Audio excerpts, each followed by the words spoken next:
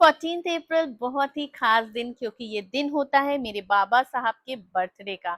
तो मैं भी अपने हाथों में गुलाब लेकर अपने बाबा साहब के दर्शन के लिए निकल गई। अंबेडकर साहब इतने महान थे कि आज भी लोग इनकी जाति पर संदेह करते हैं, लेकिन इतना बड़ा काम करके गए कि कोई विरोध करने वाला होगा ना। अंबेडकर साहब का विरोध करना मतलब मुंह ऊपर करके आसमान पर थूकना। तो आप समझ गए होंगे, आसमान पर थूकेंगे तो गिरेगा तो खुद पर ही। मैं कोई धर्म गुरु नहीं हूँ, लेकिन अगर ऐसा होता तो मैं तो इन्हें अवतार घोषित कर देती, क्योंकि ऐसे लोग जन्म नहीं लेते बल्कि अवतार लेते हैं। इन्हें पढ़ने नहीं दिया जाता था, विद्यालय के बाहर रखा जाता था। और इनसे कुछ सीखना है तो सीखिए कि जब तक खुद को ना बना लीजिए तब तक लड़िए नहीं, क्योंकि जब तक इनके अंदर क्षमता नहीं थी नहीं लड़े। और जब शिक्षित होकर आए तो हर गलत बात के लिए इन्होंने आवाज उठाया, लड़ाई लड़ी। अरे अंबेडकर ने दलितों के अलावा बाकियों के लिए किया क्या है? तो सुनिए, सभी वर्ग के लिए हमारे बाबा साहब ने क्या किया है। अगर आपकी बेटी बहन स्कूल जाती है, कॉलेज में पढ़ती है, आज नौकरी कर रही है, तो ये बाबा साहब की देन है, क्योंकि ये बिल हमारे बाबा साहब ही लेकर आए थे। विधवा को दोबारा शादी का अधिकार, बेटी को पैतृक संपत्ति में हिस्सा, ये सारे बिल बाबा डॉक्टर साहब लेके आए थे।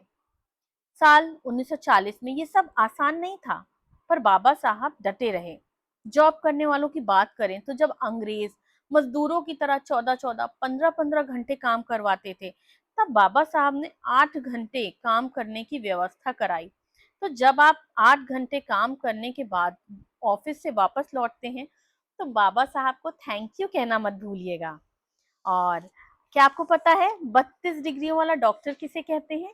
डॉक्टर बाबा साहब भीमराव अंबेडकर को, क्योंकि उनके पास 32 डिग्रियां थी। Economics, law, philosophy, political science, इतनी डिग्रियां आज भी किसी के पास नहीं होती हैं। और ये सब उस जमाने में जब छुआछूत थी। तो अगली बार जब कोई कहे बाबा साहब सिर्फ नेता थे, तो बता देना वो दुनिया के सबसे पढ़े लिखे लोगों में से एक थे। आरबीआई किसने बनवाया? जी हाँ, बाबा साहब अंबेडकर ने। 1935 में इन्होंने प्रॉब्लम ऑफ द रूपी किताब लिखी। उसी के आधार पर हिल्टन यंग कमीशन ने आरबीआई का ढांचा बनाया। तो आरबीआई के जनक भी बाबा साहब ही हैं। बिना छुए पानी पीने की लड़ाई हमारे बाबा साहब ने लड़ी। बाबा साहब ने ठान लिया था, अब छुआछूत नहीं सहेंगे। चवदार तालाब का पानी सिर्फ ऊंची जाति के लिए था। बाबा साहब ने सभी को साथ लेकर तालाब में उतरने का फैसला किया, बिना किसी हिंसा के, बिना झगड़ा किए, बस एक गिलास पानी पीने के लिए। उन पर पत्थर बरसाए गए, पर वो डिगे नहीं। यही था असली सत्याग्रह जो हमारे बाबा साहब ने किया था।